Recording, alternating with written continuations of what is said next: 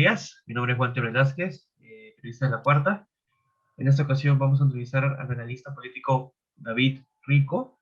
Él nos va a dar una serie de comentarios y apreciaciones sobre lo que es este primer y, digamos así, caótico primer día del ya el comienzo del gobierno del presidente Pedro Castillo. Antes que nada, gracias. ¿Cómo estás, David? ¿Qué tal? Muy buenos días por allá. Muchas gracias por la invitación, Walter, y a los amigos de la Cuarta Noticias. Y también un saludo a todos los que en este momento nos están viendo. Gracias. Bueno, para ir empezando, estimado David, se sabe que que el gobierno de Pedro Castillo es de izquierda, ¿no?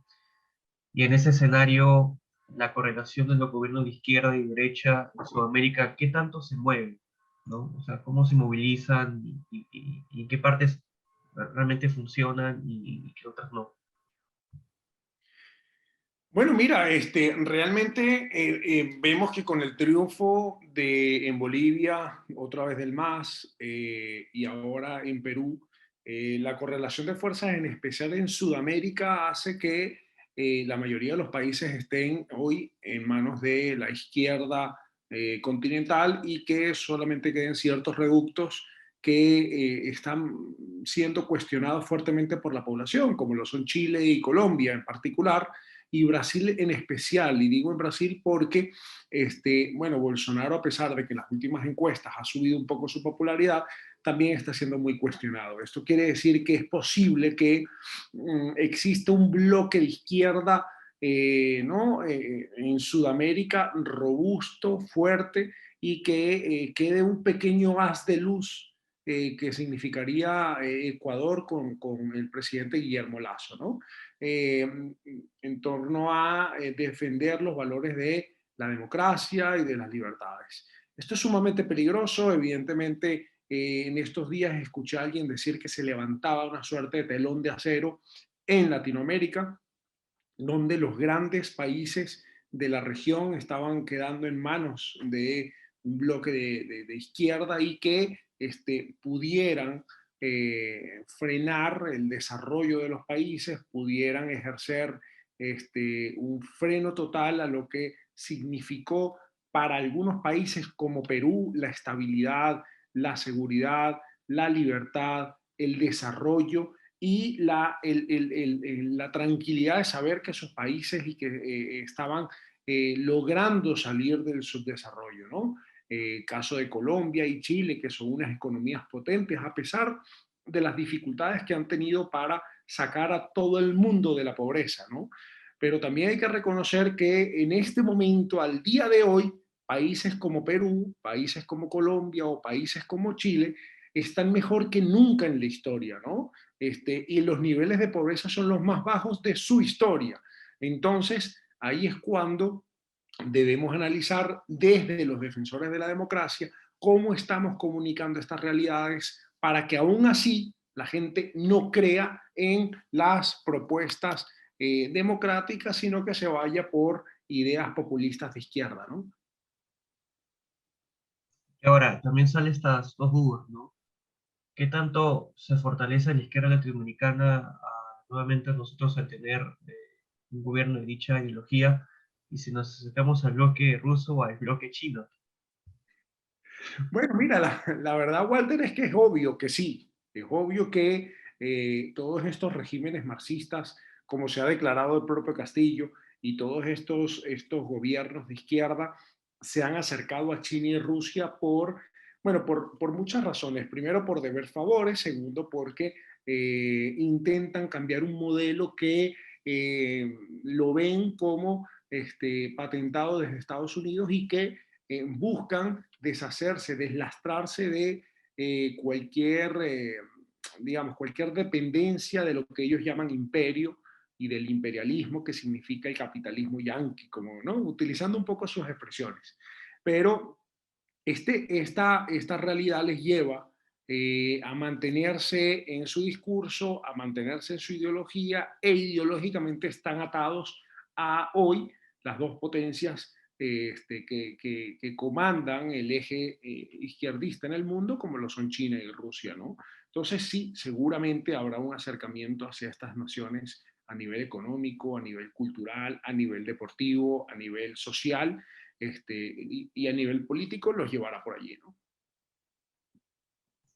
Ahora, estimado David, tenemos conocimiento de los principales países de izquierda acá en Latinoamérica, pero también quisiéramos saber, bajo tu conocimiento, que además de que existen más de ello, cuáles son los que están en el radar y a la vez con todo lo que se está asomando el futuro de una Latinoamérica izquierdista, ¿qué medidas no podría tomar el mandatario estadounidense Joe Biden frente a este escenario?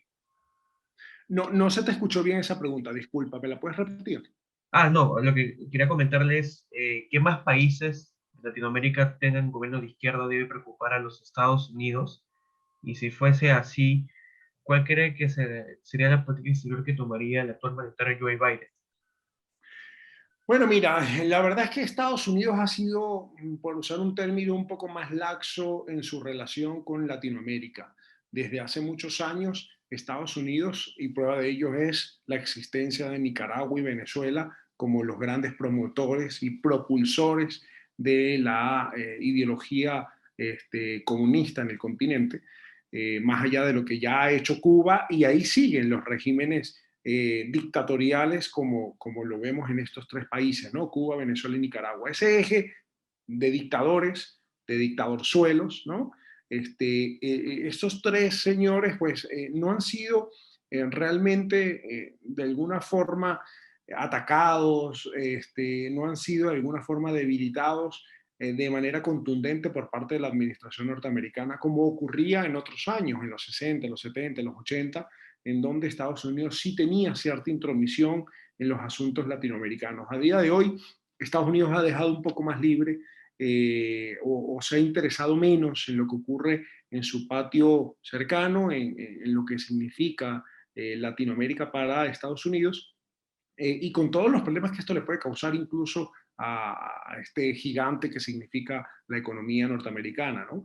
Pero lo cierto es que Estados Unidos al día de hoy ha experimentado otro tipo de relaciones con Latinoamérica, donde ha sido mucho más permisivo a este tipo de regímenes y donde no se ha metido tanto en las situaciones coyunturales, dictatoriales, locales, ¿no? Es decir, lo vemos en Venezuela, yo soy venezolano, y Estados Unidos, si bien ha apoyado la causa, ha apoyado a los que representan la reinstauración de la democracia en Venezuela, no ha sido totalmente injerencista, ¿no? Es decir, ha apoyado a quienes a día de hoy se enfrentan a la dictadura, pero no meten la mano de manera directa, ¿no? Ahora, querido David, esto es más que una pregunta, es una inquietud debido al actual escenario que tenemos ya en estos días. De acuerdo a lo que has vivido en Venezuela y lo que hemos observado en gran parte de Latinoamérica, lo que pasó en Ecuador, Cuba, Nicaragua, eh, hace un tiempo Bolivia, pero Castillo se queda hasta el 2026 o puede prolongar su mandato a unos 10, 20, 30, 40 años. Bueno, la verdad es que es difícil saberlo, ¿no? Es decir, jugar a la lucubración es lo peor que puede hacer un político o un consultor político. Pero lo que sí es cierto es que uno tiene que estar muy pendiente de ciertas señales. La destrucción de lo pasado por algo nuevo, es decir, una revolución, que es lo que planteó en su discurso de alguna forma, ¿no? Cimentado muchas veces en distorsiones históricas, en refutamientos históricos de la realidad y una construcción de una nueva narrativa de la historia, que fue lo que intentó hacer en su discurso, ¿no? Plagada de eufemismos y plagada de mentiras en algunos casos, hace prever que ese cimiento desde la historia para construir una nueva nación, que parte con simbolismos como el de no gobernar desde la casa de Pizarro, desde el palacio presidencial, hace ver que está teniendo la misma ruta que otros dictadores como el venezolano, como lo que ocurrió en Ecuador con Rafael Correa o como lo que han hecho en México ahorita con López Obrador. Lo cierto es que este planteamiento de cambio de constitución, estas ideas no son nuevas, ya la hemos visto en otros países, y lo cierto es que en todos los países se han prolongado más de la cuenta. El único país que no lo ha hecho ha sido Ecuador. Rafael Correa, en su digamos, en la tercera oportunidad que tuvo para lanzarse, decidió no hacerlo, a pesar de que la población ya le había dicho que no quería que se lanzara y a pesar de haber manipulado la legislación para poder, bueno, o intentar hacerlo, decidiendo lanzar a Lenín Moreno, que después sabemos la historia, que decide cambiar de rumbo. Pero lo real, lo cierto es que estas personas no son creíbles.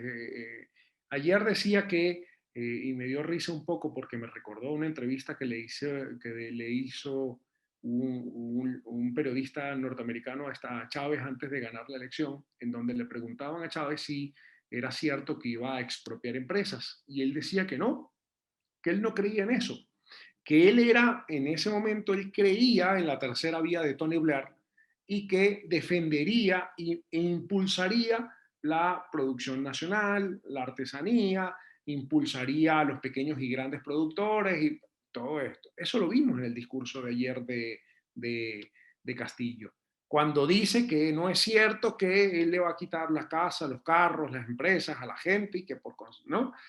Lo mismo, pero exactamente igual. La construcción, evidentemente las palabras son distintas, pero la construcción del mensaje y la idea original es la misma, ¿no? Entonces, creer algo de lo que diga a día de hoy Castillo es como quien cree en San Nicolás, ¿no? En Papá Noel, no sé cómo le digan en Perú, pero es exactamente lo mismo, ¿no?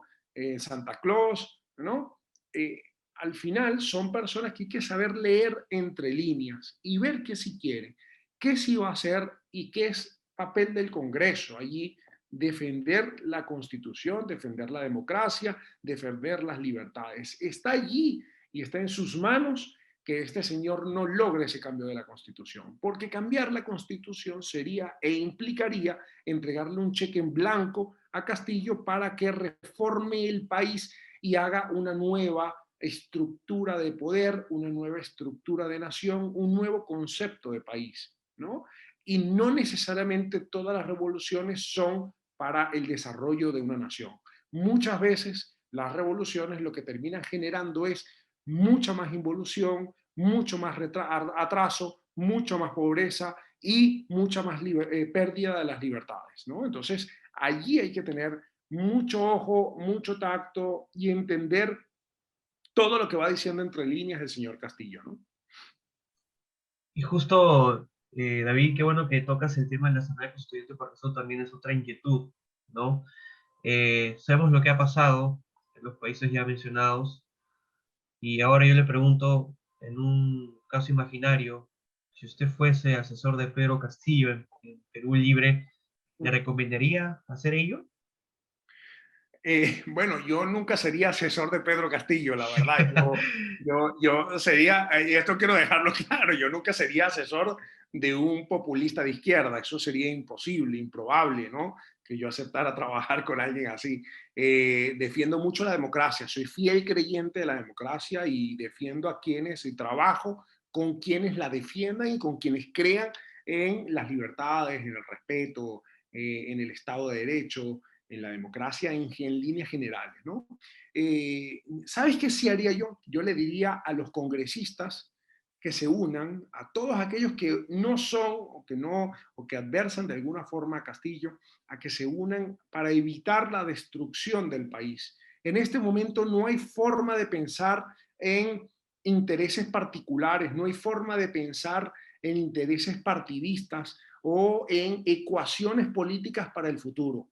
En este momento es hora de pensar en el Perú, en los peruanos y en las libertades que pueden perder los peruanos. Por consiguiente, a día de hoy, el Congreso tiene que ponerse la mano en el corazón y trabajar en pro de mantener el Estado de Derecho en el país. Así que a quienes hoy lo adversan, sí les diría que primero se unan. Únanse todos los que creen en la democracia. Segundo, yo considero que hay que cambiar el relato que se tiene y hay que construir un relato que acerque a las personas que votaron en descontento por la otra opción presidencial, pero que a pesar del miedo que les podía producir Castillo, no estaban convencidos de por quién estaban votando, ¿no? Esa gente tiene que ser atraída hacia la idea de no seguir con Castillo, porque esas son las primeras personas que pueden apoyar a Castillo en el futuro. Segundo, atraer a toda esa gente que no necesariamente estaba con Castillo, pero que la animadversión hacia lo que representaba la otra candidata les hizo votar por Castillo, porque no necesariamente esa gente votó por él por creer en él, ¿no? Entonces, allí hay dos nichos importantes a atraer, a conquistar, a enamorar, para que en los futuros procesos electorales vote por opciones democráticas. Vienen más procesos electorales al Perú y hay que empezar a pensar en cómo disminuir y rebajar la fortaleza, las capacidades y el poder que puede ejercer Pedro Castillo en el país. Ahora, usted comentó eso en la reunión de Congreso que evidentemente va a suceder, ¿no? Va a suceder que los actuales congresistas, si bien es cierto, es un Congreso muy fragmentado, muy dividido, va a haber una unión en busca de evitar ello, pero también tenemos una experiencia, no sé si lamentable, pero una experiencia un poco negativa, ¿no? El año pasado también sucedió algo parecido en noviembre y hubo un escenario desastroso y desalentador. ¿Podría ocurrir nuevamente ello en caso de que suceda lo que usted comenta y a la vez que también se pierda no solamente la estabilidad, sino a personas que no tienen mucho que ver en el contexto? No, no, no, disculpa, creo que me estás hablando de la polarización, es que se te cortó por algunos Ah, momentos. no, lo que estaba comentando es lo que usted menciona del Congreso, ¿no? Que tiene que ser unido, pero lo que sucede es que el año pasado también en noviembre acá en Perú hubo un tema no parecido, pero que se optó por sacar al actual mandatario, a Martín Vizcarra, y hubo un desastre no solo social, sino también político en una pandemia terrible, ¿no? ¿No están, podría ocurrir eso nuevamente, sin dejar al lado un poco la pandemia? Mire, y eso es lo más preocupante para el Perú, es decir, la falta de institucionalidad y de respeto a las instituciones que tienen los peruanos en este momento, que le hicieron incluso votar por Castillo. Pero aquí hay dos temas, ¿no? Primero, el Congreso tiene que lograr, y la bancada democrática tiene que lograr que la gente vuelva a creer en la institucionalidad del Congreso, que vuelva a creer en la institucionalidad política del país.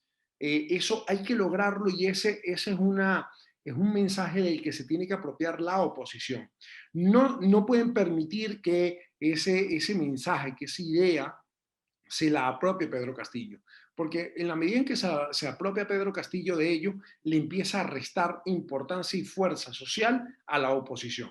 Segundo, ¿eso se puede repetir? Sí, pero el responsable de eso, cuando ocurra, si ocurre, que no necesariamente tiene que ocurrir, tiene que ser quienes atenten contra la democracia, no quienes la defiendan. Y ahí hay un punto importante, ¿no? La población puede ver que quienes defienden la democracia se conviertan en los verdugos de la misma. Entonces, hay que tener mucho cuidado con no convertir a quienes defienden a la democracia en unos supuestos enemigos de la misma, ¿no? Y eso va a ser algo que Pedro Castillo puede utilizar muy bien en su discurso en el futuro. Ahora, la última pregunta y también quizás la principal inquietud, estimado David. Sí. Conocemos que en la izquierda latinoamericana se la conoce también por ocupar el equipo de las Fuerzas Armadas. Sucedió en Venezuela, pasó en Cuba, y ahora en este escenario tenemos a un tal Antauro Humala que ha sido cuestionado y llevado a prisión por crímenes. Pedro Castillo podría tener en su plan realizar una compra a dicha agrupación de fuerza. Bueno, mira, la verdad que los regímenes dictatoriales basan su poder en la fuerza. Y la fuerza la ejerce quienes detentan la administración del poder y de la fuerza, que son las Fuerzas Armadas y la policía, ¿no? Eh, Obviamente allí reside la mayor fortaleza de este tipo de regímenes. Quienes logran salir, o sea, cuando los países logran sacar un dictador es porque se resquebraja la Fuerza Armada, porque se dividen internamente las bases de la Fuerza Armada. Ahí es cuando logran, como ocurrió con Ceausescu en Rumania, como ha ocurrido con Otpor en Yugoslavia, cuando cayó Slobodan Milosevic, es decir, es la Fuerza Armada la que permite que la sociedad saque un presidente. Ahora, la sociedad sola, sin el apoyo del ejército, es incapaz de sacar a un mandatario del poder, y prueba de ello es Venezuela, prueba de ello es Nicaragua, prueba de ello es Cuba. La gente sola no puede, es imposible que pueda, porque detrás quienes detentan el poder, quienes detentan las armas del Estado, son quienes defienden a como dé lugar al dictador. Es ahí donde puede residir la mayor preocupación de Pedro Castillo, y es ahí donde va a buscar primero las mayores alianzas políticas, ¿no? ¿Qué ocurre? Ningún país está exento de que eso pueda pasar.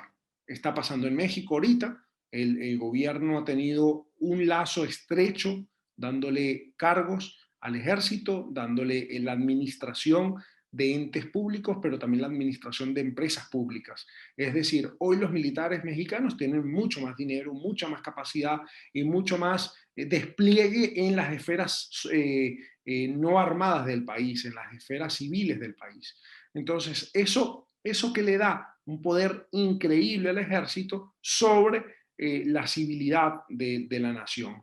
Y por consiguiente, en contrapartida, el presidente recibe mucho más apoyo de quienes hoy, bueno, son militares, pero están administrando dinero. Entonces, esto puede ocurrir exactamente lo mismo en Perú y en cualquier país. Lo hemos visto en la historia miles de veces. Es la base fundamental de cómo mantenerte en el poder por mucho tiempo, tener a los militares contentos y manejar el ejército, ¿no? Más que a la población. Tú puedes tener 95% de rechazo, pero si tienes al ejército, no hay nadie que te pueda sacar. Ahora, ya para finalizar, David, recientemente, ayer, Castillo nombró al nuevo premier, y el premier nombró a su nuevo gabinete después de 3 horas. Un nuevo gabinete cuestionado, dudoso y poco confiable. Todo depende del Congreso en estos momentos, pero a la vez depende del Castillo de acuerdo a la reacción que vea en el Congreso. ¿Qué cosas podrían pasar en el caso de que el Congreso le niegue el voto de confianza a dicho gabinete y Castillo vea ello? ¿Qué cosa podría pasar? Disculpa, por alguna razón no escucho bien. Ah, ya. Disculpe, La pregunta. ayer el gabinete nuevo entró de Pedro Castillo, que lo organizó también su premier, un primer cuestionado que ha sido acusado de tener cercanías y ocasionar apología al terrorismo, ¿no? Hecho por Sendero Luminoso. Uh-huh. Ahora depende el gabinete del Congreso y a la vez, de acuerdo a lo que vea Castillo, lo que haga el Congreso, qué cosas podría él tomar como solución o como respuesta ante una negativa posible del voto de confianza a dicho gabinete. Bueno, él puede buscar, y de hecho lo mencionó, la posibilidad de crear y generar o construir o no, algún congreso paralelo, alguna poder paralelo que le permita poder hacer las cosas a su imagen y semejanza, digámoslo, por decirlo de alguna forma, ¿no? Esto es muy, muy típico de este tipo de regímenes, construir poderes paralelos. ¿No? En Venezuela se creó una Asamblea Nacional Constituyente que reemplazaba a la Asamblea Nacional. En Nicaragua se crean en los lugares donde gobierna la oposición entes paralelos también para poder gobernar en contra de ellos, es decir, de los opositores. Esto lo conocemos muy bien. Lo que sí puede ocurrir es eso, que se creen entes paralelos ¿no? Para que sean el pueblo, a nombre del pueblo, quienes elijan quiénes van a ser sus representantes, y puede invocar al pueblo como el mayor garante de la Constitución y no al Congreso en este caso. Entonces, allí la gran lucha va a ser cómo construir un mensaje que signifique no enfrentarte a la población, que va a ser quienes se adueñe Castillo en su propuesta de mensaje, en su propuesta comunicacional, como los protagonistas de los cambios que él quiere realizar o que va a realizar en el país. Bueno, ha sido todo por hoy, querido David Rico. No, Muchas muchas gracias. gracias por su intervención y sus respuestas. Sin duda alguna, se convierten muy necesarias de ser escuchadas ante una situación de incertidumbre que ya va a menos de un día del comienzo de Gobierno Castillo. Y nada, ha sido un placer poder entrevistarlo y escucharlo. No, un placer haber estado con ustedes. Muchísimas gracias por la invitación. Les mando un fuerte abrazo a todos allá en el Perú y ojalá pronto pueda estar de nuevo con ustedes. Muchas gracias por la invitación nuevamente. Mi nombre es Walter Velázquez. Esta ha sido la entrevista del analista David Rico para la Cuarta Noticias. Nos estamos viendo en otra próxima ocasión. Gracias.